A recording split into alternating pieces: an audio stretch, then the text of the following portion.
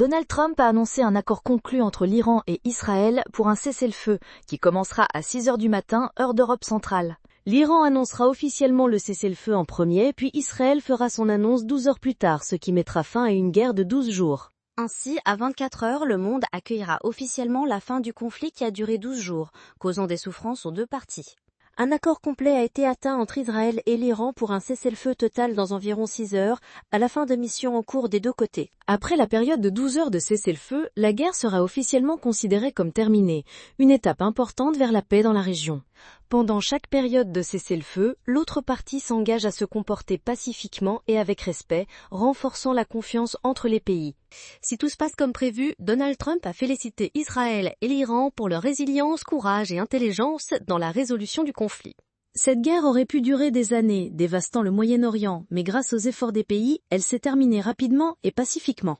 Trump a souhaité la bénédiction divine à Israël, à l'Iran, au Moyen-Orient et aux États-Unis, appelant à la paix et à la prospérité. Les États-Unis d'Amérique et que Dieu bénisse le monde entier. Les États-Unis espèrent que l'Iran ne tentera pas de relancer son programme nucléaire, a déclaré Jamela lors d'une récente conférence de presse.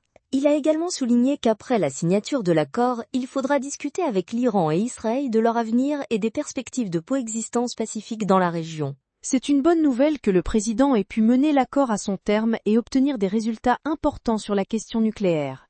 Je pense que le sens est très simple. Premièrement, le président a détruit le programme nucléaire iranien sans perdre un seul Américain, ce qui est extrêmement important. À l'heure actuelle, nous sommes là où nous n'étions pas il y a une semaine. L'Iran était très proche de créer une arme nucléaire, mais maintenant c'est impossible. L'Iran n'est pas capable de fabriquer une arme nucléaire avec l'équipement disponible car il a été détruit lors de l'opération, a souligné Jadis. C'est une réalisation extrêmement importante qui a changé la situation dans la région et réduit considérablement la menace nucléaire. Il est maintenant nécessaire de négocier avec l'Iran et Israël sur l'avenir pour assurer la stabilité et la sécurité dans la région. Bien que le programme nucléaire iranien ait été détruit, les États-Unis espèrent que Téhéran ne tentera pas de le restaurer, a souligné le représentant. Le président cherche véritablement un règlement à long terme pour assurer la paix et la sécurité des alliés régionaux et du peuple américain. Garantir que la destruction du programme nucléaire iranien déjà réalisé ne devienne pas quelque chose qu'ils tenteront de restaurer est la tâche principale. En Iran, on affirme ne pas avoir reçu d'offre de cessez-le-feu avec Israël, rejetant toute supposition à ce sujet. Une agence proche du corps des gardiens de la révolution islamique a publié une déclaration qualifiant l'affirmation du président américain sur un armistice de mensonge et d'illusion. Ils ont qualifié cela de mensonge pacifique, tandis que les positions contradictoires du président américain ont été maintes fois démontrées au monde entier. En même temps, alors que le régime sioniste attaquait plusieurs points en Iran, Trump diffusait ses illusions sur un cessez-le-feu. Il a annoncé un prétendu cessez-le-feu entre l'Iran et les États-Unis en détaillant ses conditions. La résistance et la stabilité de la nation iranienne, ainsi que le courage des forces armées répondant à l'agression, ont réveillé la conscience des peuples occidentaux. Cela a conduit à l'établissement d'un cessez-le-feu fictif qui ne reflète pas la réalité de la situation. La veille, le ministre iranien des Affaires étrangères, Abbas Araghchi, s'est rendu à Moscou pour une rencontre avec Poutine. Poutine a condamné les frappes américaines sur des installations nucléaires pacifiques iraniennes où, selon Israël et les États-Unis, de l'uranium enrichi était produit. Donald Trump a remercié l'Iran pour l'avertissement concernant les frappes, ce qui a permis d'éviter des victimes. Il a qualifié la réponse iranienne de très faible, notant que 13 des 13 missiles lancés ont été interceptés. L'Iran a officiellement répondu à la destruction de ses installations nucléaires par une réponse très faible, que nous attendions et avons réussi à repousser. 14 missiles ont été lancés. 13 missiles ont été abattus et un a été laissé passer car il volait dans une direction inoffensive. Aucun Américain n'a été blessé et les dégâts sont minimes. L'Iran semble avoir laissé échapper sa vapeur. Espérons que la vague de haine ne se répétera plus. Je remercie l'Iran pour l'avertissement précoce qui a aidé à éviter de victimes. Peut-être que maintenant, l'Iran pourra avancer vers la paix et l'harmonie dans la région. J'encourage avec enthousiasme Israël à suivre cet exemple. Félicitations, la paix. Le temps de la paix est arrivé. L'armée iranienne a déclaré lundi 23 juin une attaque de missiles contre la base aérienne américaine d'Al-Udeid au Qatar. Selon les médias, des explosions ont été entendues à Doha après les menaces de Téhéran de se venger des frappes aériennes américaines. Le ministère de la Défense du Qatar a déclaré que les systèmes de défense aérienne avaient intercepté avec succès l'attaque de missiles, tout le personnel ayant été évacué à l'avance. L'État du Qatar condamne fermement l'attaque du corps des gardiens de la révolution islamique d'Iran, la considérant comme une violation de la souveraineté et du droit international. L'attaque est considérée comme une violation flagrante de l'espace aérien qatari et de la Charte des Nations Unies. Nous confirmons que la situation est sous contrôle et que tous les efforts sont déployés pour assurer la sécurité de la région et prévenir l'escalade du conflit. Le Qatar affirme son droit à une réponse proportionnée à la nature et à l'ampleur de l'agression, conformément au droit international. Cela souligne la gravité de la situation et la volonté de se défendre. Le système de défense aérien qatari a réussi à repousser l'attaque et à intercepter les missiles iraniens, évitant ainsi des destructions et des pertes potentielles. Le ministère de la Défense fournira plus tard des détails sur l'incident, informant le public et la communauté internationale des événements et des mesures de sécurité.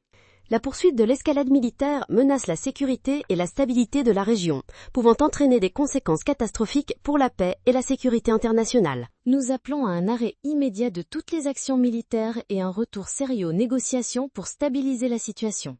Le Qatar a été parmi les premiers à avertir du danger d'escalade de la part d'Israël et à plaider pour un règlement diplomatique du conflit. Nous soulignons l'importance du respect des principes de bon voisinage et de la réduction des tensions pour prévenir une crise dans la région.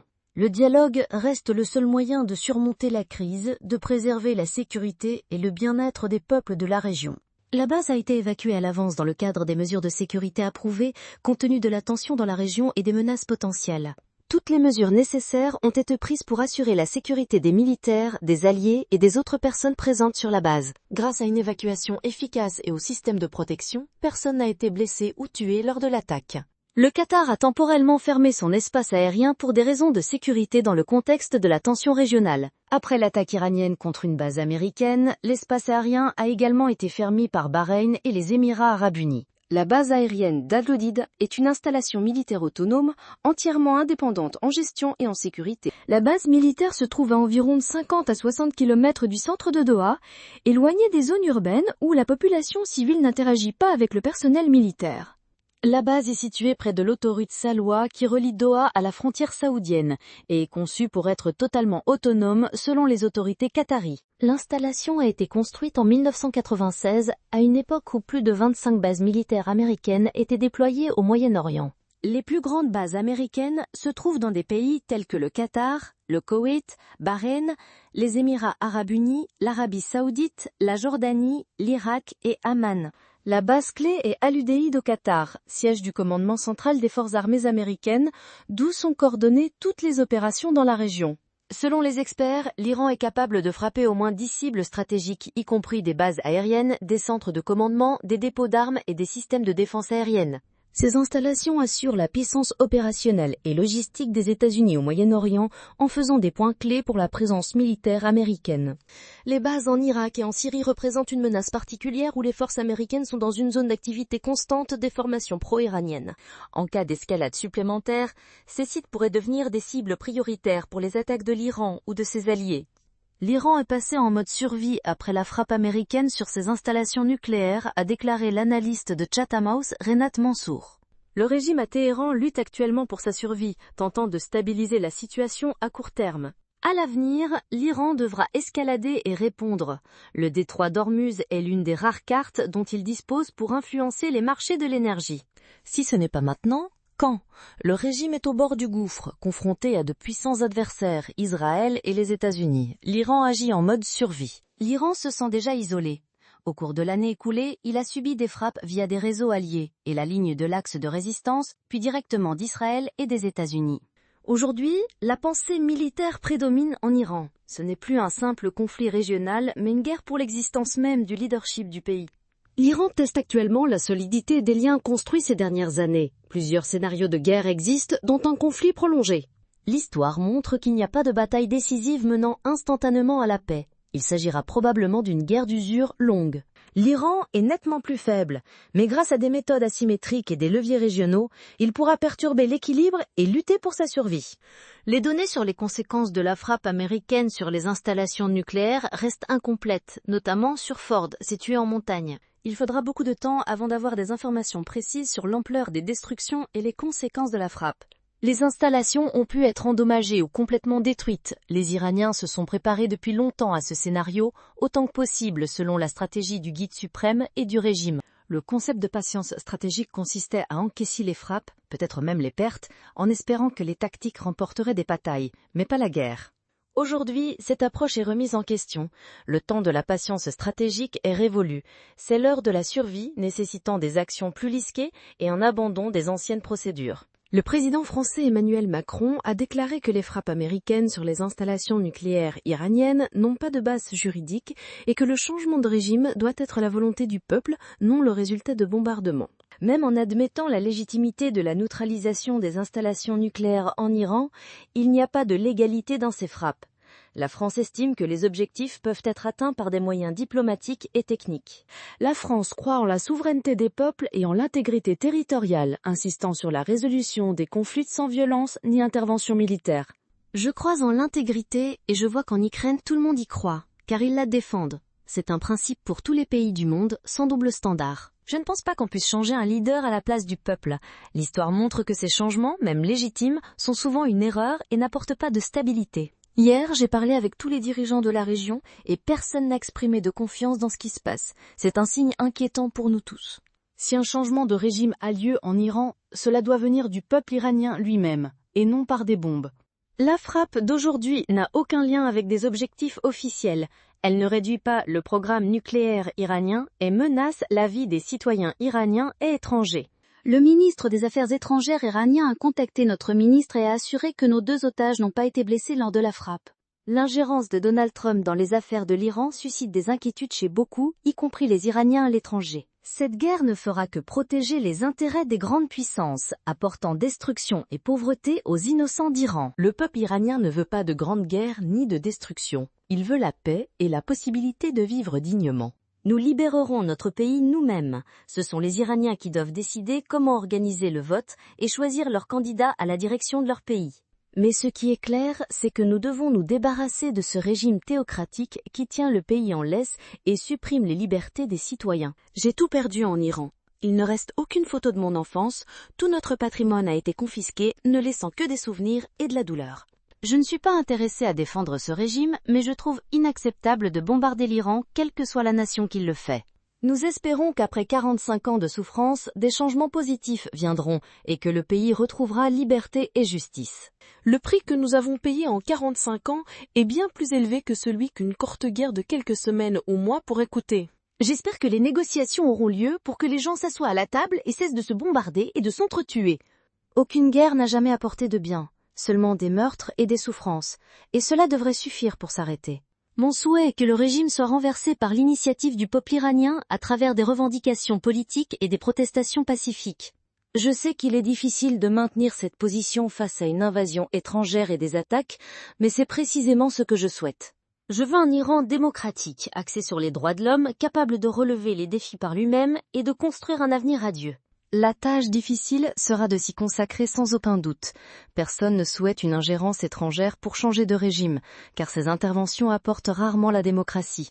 Nous avons vu des exemples de pays comme la Syrie, l'Irak et la Libye, où l'ingérence étrangère n'a pas mené à des améliorations, mais plutôt au chaos et à la destruction. Si les Iraniens réalisent que tous les malheurs et le chaos sont uniquement causés par le régime de la République islamique, ce sera pour eux une fin et un début de changement. Les Iraniens ont des sentiments mitigés. D'une part, le régime est attaqué, c'est un tyran qui ne comprend que le langage de la cruauté et de la tyrannie. Ils se réjouissent de l'affaiblissement du régime, mais craignent que s'il survit, il organise une répression sanglante contre tous les opposants et dissidents.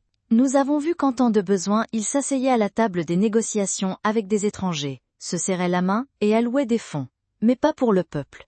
L'argent iranien était destiné aux besoins militaires, mais pas un centime n'a été consacré à l'aide aux Iraniens ordinaires, ce qui a suscité un profond mécontentement. Nous avons toute l'organisation et la préparation pour une période de transition, nous sommes prêts au changement, il ne nous manque que le soutien international. Le temps des hauts dignitaires religieux cherchant un successeur au guide suprême d'Iran, l'ayatollah Ali Khamenei, s'écoule rapidement et le changement pourrait survenir bientôt. Peut-être verrons-nous un changement de régime en Iran si la communauté internationale apporte le soutien nécessaire et si les Iraniens restent unis. Il existe 2 options possibles de leadership en Iran. La première est l'élimination du guide suprême, l'ayatollah Khamenei, ce dont a parlé le président Trump, qui dispose de renseignements sur sa localisation et son bunker.